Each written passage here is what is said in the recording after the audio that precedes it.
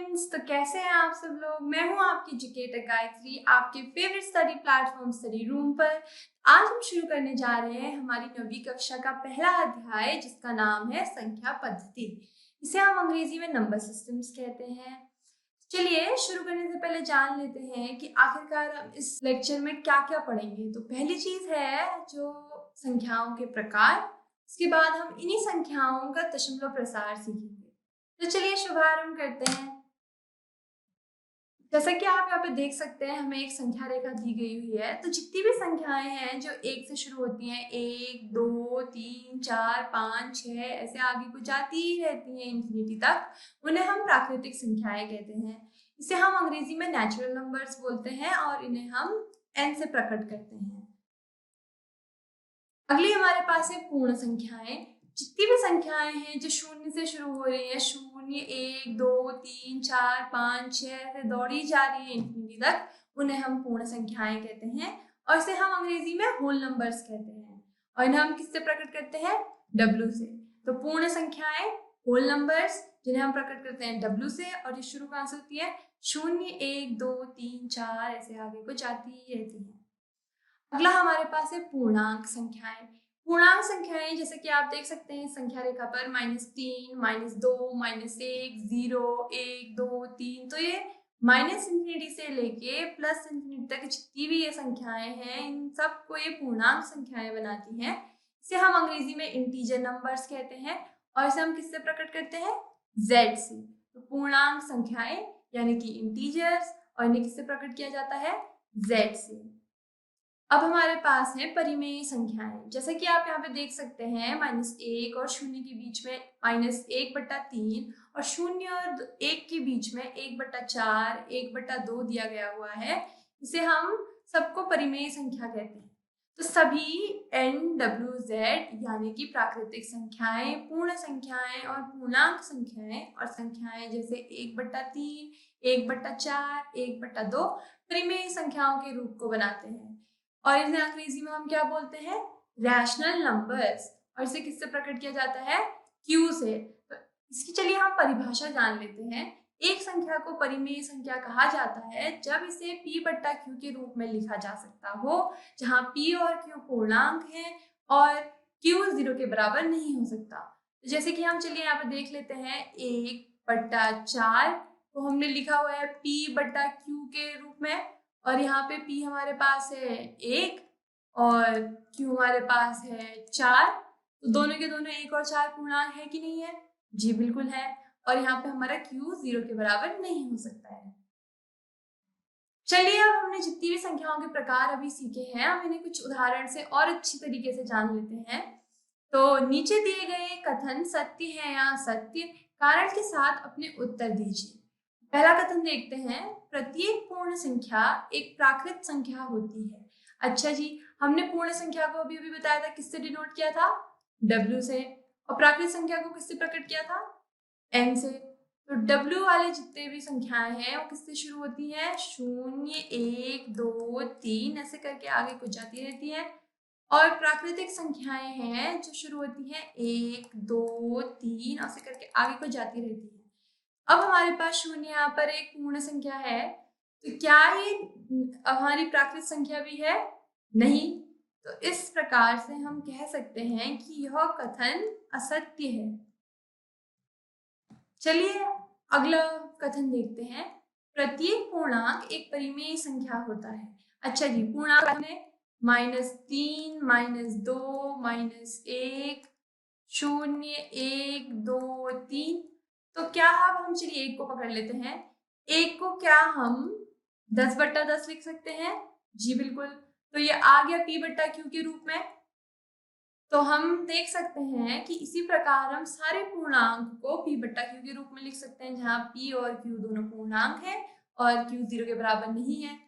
तो इसलिए हम ये कह सकते हैं कि यह कथन सत्य है। सारी पूर्णांक संख्याएं एक परिमेय संख्या में बदली जा सकती हैं। प्रत्येक परिमेय संख्या, अगला कथन देख रहे हैं, प्रत्येक परिमेय संख्या एक पूर्णांक होती है। अच्छा जी, अब हम देख लेते हैं एक परिमेय संख्या का उदाहरण लेते हैं, 2/3। क्या ये पूर्णांक है? नहीं। तो इससे हम देख सकते हैं कि यह कथन भी असत्य है। चलिए आगे बढ़ते हैं। नेक्स्ट उदाहरण हमारे पास है 1 और 2 के बीच की 5 परिमेय संख्याएं ज्ञात कीजिए। अच्छा जी, क्या हम 1 को 10/10 कह सकते हैं, जैसे कि हमने पिछले उदाहरण में देखा था? तो 1 को हमने लिख लिया है 10/10। उसी प्रकार से क्या हम 2 को 20/10 लिख सकते हैं? जी बिल्कुल। तो हम यहाँ पे लिख लेते हैं 2 को 20/10 और इसके बीच में है हमारे पास फिर 11/10, 12/10, 13/10, 14/10, ऐसे करके ये आगे को चलता रहेगा। 17/10, 18/10, 19/10 और 20/10। अभी हमारे पास है 1, ये है 2। अब 1 और 2 के बीच में हमें परिमेय संख्याएं मिल गई, ये। तो हम लिख सकते हैं यहाँ पे उत्तर में 1 और 2 के बीच की जो परिमेय संख्याएं हैं वो है 11/10, 13/10, 14/10, 15/10, 16/10। इसी प्रकार हम और भी चाहें तो कितनी भी परिमेय संख्याएं निकाल सकते हैं दो संख्याओं के बीच की।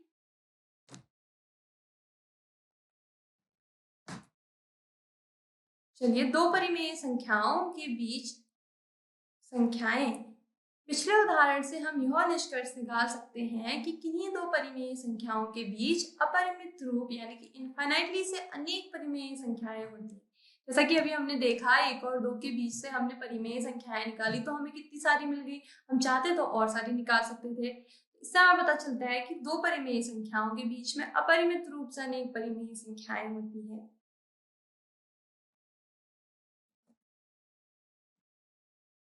अपरिमेय संख्याएं जिसे हम अंग्रेजी में क्या बोलते हैं, इर्रेशनल नंबर्स। अभी अभी हमने देखा परिमेय संख्या हमने किसको बोला, जो संख्याएं p/q के रूप में लिखी जा सकती हैं और जहां p और q पूर्णांक हैं और q 0 के बराबर नहीं हो सकता है, तो वो सारी परिमेय संख्याएं थी। तो अपरिमेय संख्याएं क्या होंगी? अपरिमेय संख्याएं वो हैं जिन्हें हम p/q के रूप में नहीं लिख सकते हैं, जहां p और q पूर्णांक हैं और q 0 के बराबर नहीं हो सकता है। आप क्या जानते हैं कि अपरिमित रूप से अनेक परिमेय संख्याएं होती हैं, इसी प्रकार अपरिमेय संख्याएं भी अपरिमित रूप से अनेक होती हैं। इनके कुछ उदाहरण हैं √2, √3, √15, i -√2/√3, 0.101101101110 ऐसे करके आगे वो चलती रहती है। अब वास्तविक संख्याएं, अभी हमने देखा परिमेय और अपरिमेय संख्याओं की परिभाषा। तो सभी परिमेय संख्याओं और अपरिमेय संख्याओं का संग्रह मिलकर वास्तविक संख्याओं का संग्रह बनाता है। इसे हम रियल नंबर्स कहते हैं अंग्रेजी में और इन्हें r से प्रकट किया जाता है। हमने ली परिमेय संख्याएं और अपरिमेय संख्याएं, दोनों को मिलकर जो संग्रह बना वो हमारे पास क्या है, वास्तविक संख्याएं। इसे हम अंग्रेजी में रियल नंबर्स कह रहे हैं और इसे हम r से प्रकट करते हैं। अतः वास्तविक संख्या या तो परिमेय या अपरिमेय संख्या हो सकती है। अतः हम यह कह सकते हैं कि प्रत्येक वास्तविक संख्या को संख्या रेखा के एक अद्वितीय बिंदु यानी कि यूनिक पॉइंट से निरूपित किया जाता है। साथ ही संख्या रेखा का प्रत्येक बिंदु एक अद्वितीय वास्तविक संख्या को निरूपित करता है। जैसे कि हम यहाँ पे देख लेते हैं, ये रही हमारे पास एक संख्या रेखा। इस संख्या रेखा पर ये एक बिंदु है। इस प्रत्येक बिंदु को, जैसे हमने यहाँ पे एक बिंदु लिया है, ये किसी एक वास्तविक संख्या को प्रकट कर रहा है। उसी प्रकार से ये x जो एक अद्वितीय संख्या है हमारे पास, एक ये यूनिक पॉइंट हमारे पास यहाँ पे रहा। उसी प्रकार से ये एक अद्वितीय वास्तविक संख्या जो x है उसका एक हमारे पास बिंदु होगा संख्या रेखा पर। यही कारण है कि संख्या रेखा को वास्तविक संख्या रेखा यानी कि रियल नंबर लाइन कहा जाता है। चलिए एक उदाहरण देखते हैं। संख्या रेखा पर √2 का स्थान निर्धारण को निरूपित कीजिए। अच्छा जी, हमने यहाँ पे ले लिया है एक, ये हमारे पास संख्या रेखा है, ये रहा 0, ये रहा 1, तो हमने 1 यूनिट का डिस्टेंस ले चुकी है। यहीं से ऊपर को भी हमने OA जो है वो 1 के बराबर है, और AB भी जो हमने है वो 1 के बराबर लिया है। अब इसके बाद ये जो OB होगा, यहाँ पे अगर हम पाइथागोरस परिमेय का इस्तेमाल करेंगे तो हमें इससे पता चलेगा OB square is equal to OA square plus AB square. तो OB का स्क्वायर जो होगा वो है OA है 1 का square plus AB is also equal to 1 का स्क्वायर। तो OB square is equal to 1 plus 1। तो OB जो होगा वो होगा √2। तो OB जो है √2 के बराबर है। यहाँ पर हमने यूज किया है ये पाइथागोरस थ्योरम।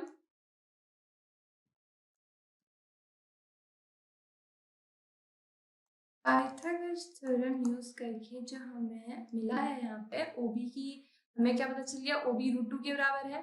अब हम कंपास लेंगे, कंपास लेके उसका यहाँ पे हम वर्टेक्स रखेंगे और ये √2 की डिस्टेंस पे रखेंगे और यहाँ पे एक आर्क काटेंगे।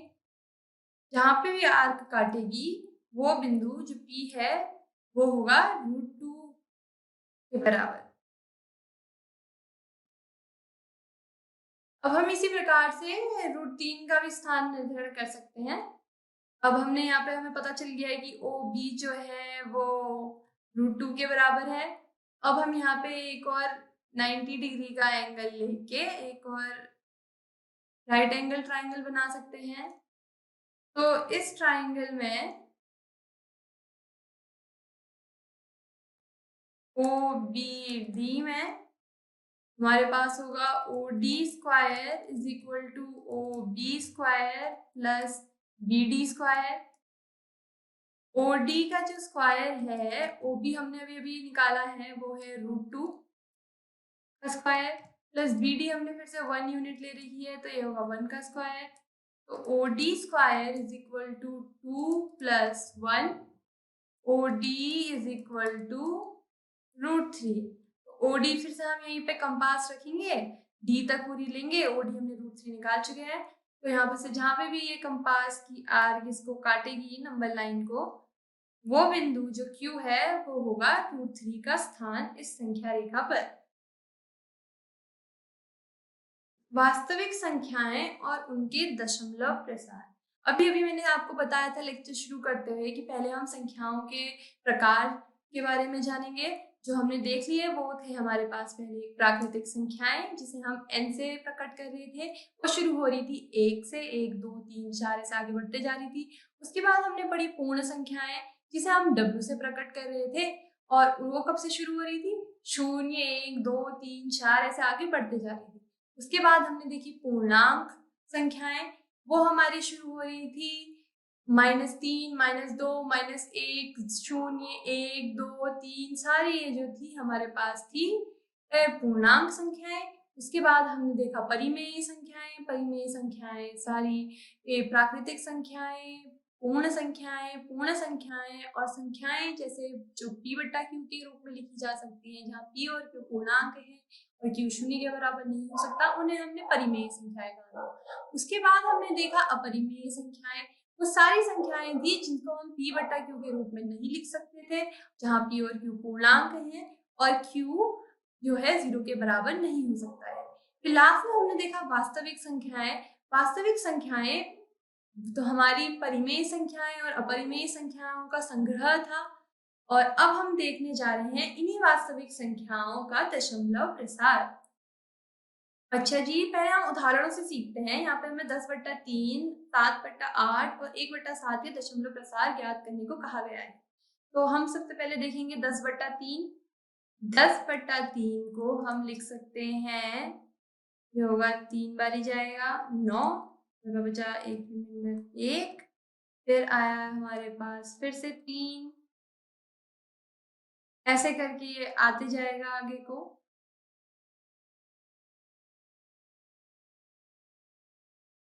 तो हम कह सकते हैं 10/3 3.333 ऐसे करके है। इसके बाद हम देख सकते हैं 7/8 जो है हमारे पास आएगा, इसमें पहले ही शून्य आ जाएगा और फिर हम यहाँ पे लिख सकते हैं 4। इसके बाद आया बच्चा हमारे पास 6, 7, 5, ये यहाँ पे खत्म हो गया।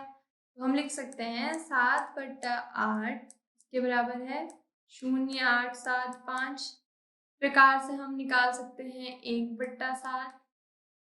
1/7 निकालने के लिए फिर से हमारे पास आ जाएगा 0, ये हो जाएगा 1, आया 7, बचा 3, गए 4 बारी, बचा 2, ये गया फिर से 2 बारी, 2 बारी जाने के बाद बचा 6, 8, बचा 4, 5,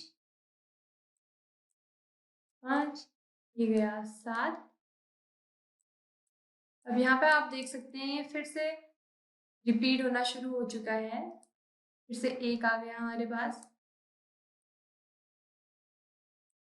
और फिर वही चीजें फिर से दोहराई जा रही हैं।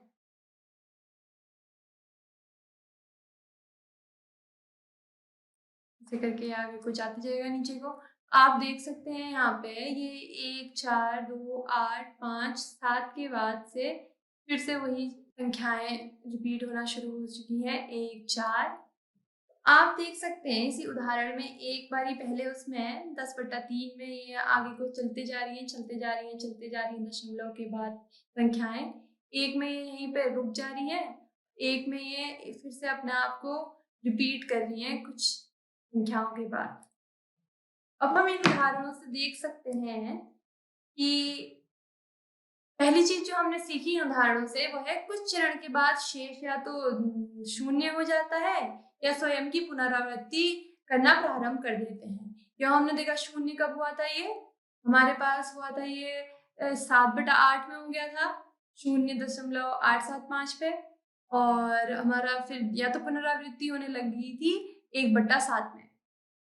शेषों की पुनरावृत्ति श्रृंखला में प्रविष्टियों की संख्या भाजक से कम होती है। और हमने तीसरी चीज क्या सीखी थी, यदि शेषों की पुनरावृत्ति होती हो तो भागफल में अंकों का एक पुनरावृत्ति खंड प्राप्त होता है। तो हमने ये तीनों चीजें पिछले 3 उदाहरणों में अच्छे से देख ली हैं। अब हम अगला देखते हैं परिमेय संख्याओं का दशमलव विस्तार। यह p/q जहाँ q शून्य के बराबर नहीं हो सकता है के रूप की सभी परिमेय संख्याओं पर लागू होता है। p से q को भाग देने पर 2 मुख्य बातें घटती हैं। पहली स्थिति थी कि शेष शून्य हो जाता है, तो दशमलव प्रसार चरणों की एक सीमित संख्या के बाद अंत हो जाता है। हम ऐसी संख्याओं के दशमलव प्रसार को शांत यानी कि टर्मिनेटिंग दशमलव कहते हैं। जैसा कि हमने 7/8 में देखा, 7/8 जो खत्म हो गया था हमारा 7/8 हमारा था 0.875, तो ये हमारा खत्म हो जा रहा है कुछ संख्याओं के बाद, तो इसे हम क्या कहेंगे, शांत दशमलव। अगली जो हमने स्थिति देखी थी, शेष कभी शून्य नहीं होता है, हमें भागफल के अंकों के एक पुनरावृत्ति खंड प्राप्त होता है, तब हम यह कहते हैं कि यह प्रसार अनवसानी आवर्ती यानी कि नॉन टर्मिनेटिंग रेकरिंग है। यह हमने अभी अपने 1/8 के उसमें देखा था। 1/8 हमारा कितना था, 0.142857142। तो ये है ना कि ये कभी खत्म हो नहीं पा रहा है, पर कुछ के बाद अपने आप को फिर से रिपीट करने लग जा रहा है। इसे हम क्या कहेंगे, अनवसानी आवृत्ति।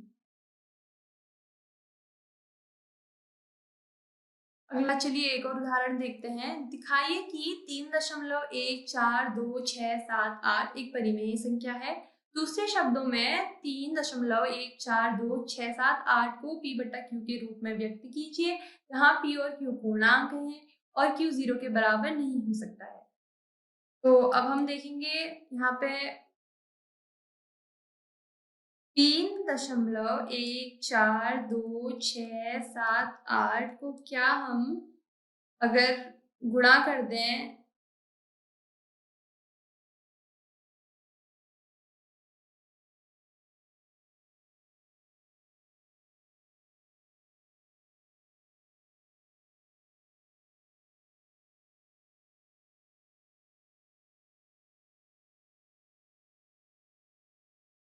तो ये हमने 10 लाख से अगर इसको गुणा और भाग दोनों दे दिया तो हम इसको ऐसे लिख सकते हैं।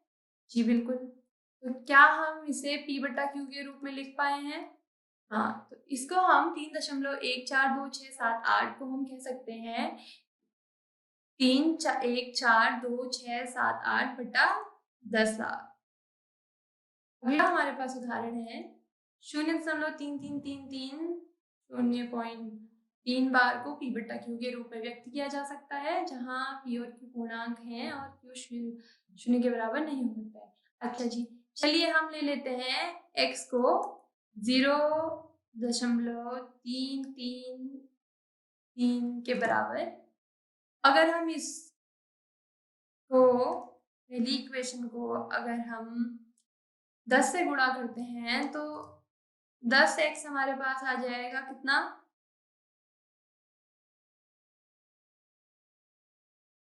0.333 इंटू 10। तो x इज इक्वल टू हो जाएगा हमारे पास 3.333 10x। ये हो गई दूसरी इक्वेशन। अगर हम दूसरी इक्वेशन को पहली इक्वेशन से हटा देंगे तो हमारे पास आ जाएगा 10x minus x equal to 3.333 minus 0.333। तो 9x हमारे पास आ जाएगा 3 के बराबर, x हो जाएगा 3/9 के बराबर। तो हम कहेंगे x इज इक्वल टू 1/3। तो हमने क्या इसको P बटा Q के फॉर्म में लिख लिया है? जी बिल्कुल। x हमने जो लिया था वो था 0.333, जिसको हमने लास्ट में आके क्या बना दिया 1/3। तो हम इसे P बटा Q के रूप में आराम से व्यक्त कर सकते हैं, जहाँ P और Q पूर्णांक है और Q शून्य के बराबर नहीं हो सकता है। अगला हमारे पास एक और उदाहरण है। दिखाइए कि 1/272727 यानी कि 1.27 बार को हम P बाई Q के रूप में व्यक्त करें, और जहाँ P और Q पूर्णांक है और Q शून्य के बराबर नहीं है। अच्छा जी, फिर से हम x को ले लेते हैं 1.272727 के बराबर। ये हमारी पहली इक्वेशन हो गई। अगर हम अब इस इक्वेशन को 100 से गुणा कर दें तो हमारे पास आ जाएगा 100x इज इक्वल टू 127.272727। ये दूसरी इक्वेशन हो गई। अगर हम दूसरी इक्वेशन को पहली इक्वेशन से घटा दें तो हमारे पास आ जाएगा 100x minus x equal to 127.2727 minus 1.2727। तो हमारे पास आ जाएगा 99x इक्वल टू 126। x जो होगा वो हो जाएगा 126/99। ये 3 से कट गया,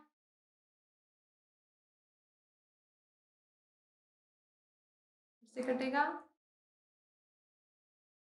रहेगा 1/11।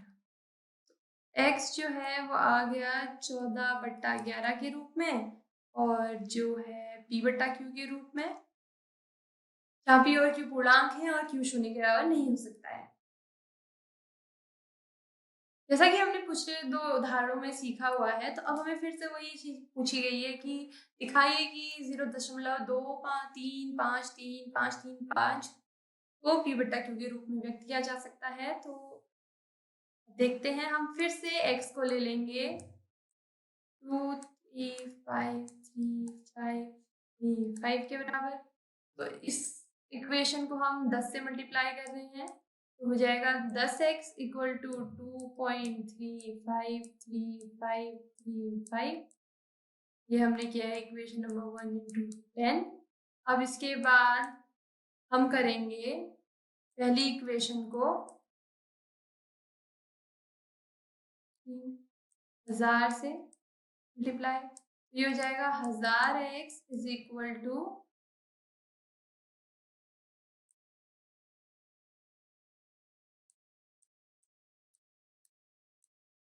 5। ये है हमारी दूसरी इक्वेशन, ये है हमारी तीसरी इक्वेशन। इस बार हम तीसरी इक्वेशन को दूसरी इक्वेशन से घटा रहे हैं, हमारे पास आ जाएगा 1000x minus 10x is equal to 235.353535 minus 2.353535, ये हो जाएगा 990x इक्वल टू 233। x जो आ जाएगा वो आ जाएगा 233.990।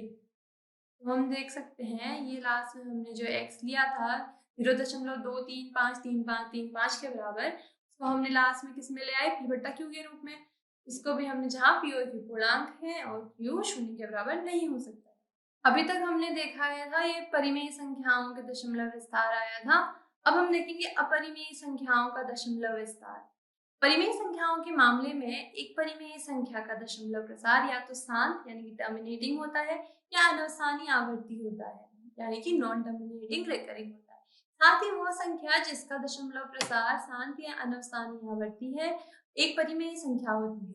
इसी प्रकार अपरिमेय संख्याओं के मामले में एक परिमेय संख्या का दशमलव प्रसार अनवसानी अनावर्ती यानी कि नॉन टर्मिनेटिंग नॉन रिकरिंग होता है, ना तो वो कभी खत्म होता है ना तो कभी अपने आप को रिपीट करता है। विलोमतः वह संख्या जिसका दशमलव प्रसार अनवसानी आवर्ती होता है अपरिमेय होती है। जैसे कि आप उदाहरण देख सकते हैं 0.101010111011101 कभी ना तो खत्म हो रहा है ना अपने आप को रिपीट कर रहा है। पाई इज इक्वल टू 3.141592653 ऐसे करके आगे बढ़ाते जाएगा लेकिन कभी खत्म नहीं होगा, ना ही अपने आप को रिपीट करेगा। चलिए एक उदाहरण देखते हैं। 1/7 और 2/7 के बीच की अपरिमेय संख्या ज्ञात कीजिए। अच्छा जी, 1/7 को हम अगर लिखना चाहें तो क्या लिख सकते हैं, अभी अभी हमने पहले एक और उदाहरण में इसका दशमलव प्रसार किया गया था। ये होगा 1 7 3 4 2 8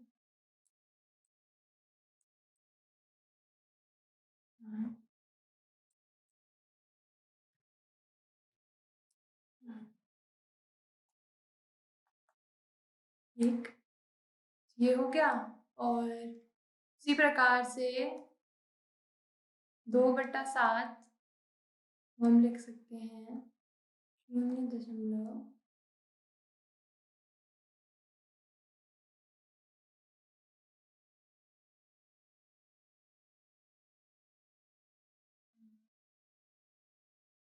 6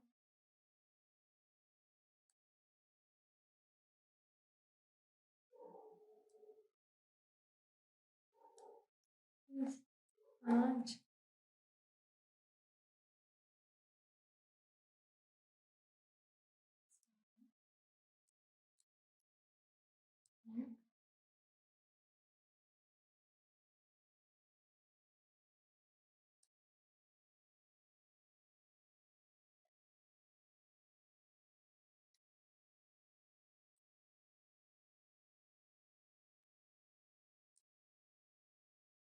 6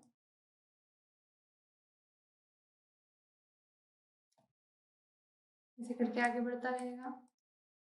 अब हमने यहाँ पे देख लिया कि हम लिख सकते हैं 1/7 जो है वो होगा 0.1428571 के बराबर। तो आगे को फिर से रिपीट होता रहेगा वो 42 और 2.7 जो है वो होगा 0.28571428 के बराबर। तो अब हम देख सकते हैं कि कोई भी अपरिमेय संख्या का जो दशमलव विस्तार है वो ना तो कभी अपने आप को रिपीट करेगा ना कभी खत्म होगा। अब हम देख सकते हैं इन दो संख्याओं के बीच में क्या नंबर हो सकता है। 0.15